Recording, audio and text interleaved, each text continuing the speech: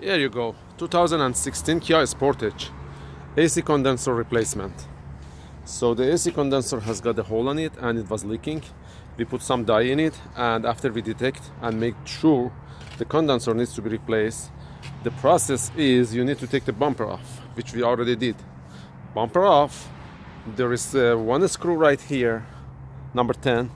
There is another screw right here on the passenger side, number 10 again, and you have to push the bumper back gently. Don't forget to take off some kind of clips on the top. And then you're gonna remove those hoses right here, and those, see where my finger is? Push it back, this tab, and it's gonna just right come up. Take this off before doing that, and it's gonna right come off. So make sure, I mean, in this case you gotta be licensed for the AC job, so make sure you do it vacuum rightly, and then when you finish the vacuum you gotta use the new generation for the, let me see right here, for the newer refrigerant. You cannot use the regular one.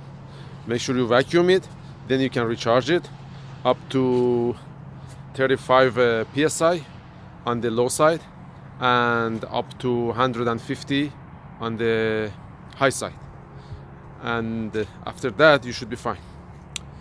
This is the quick guide to how to replace the AC condenser on Kia Sportage 2016. Thank you guys for watching.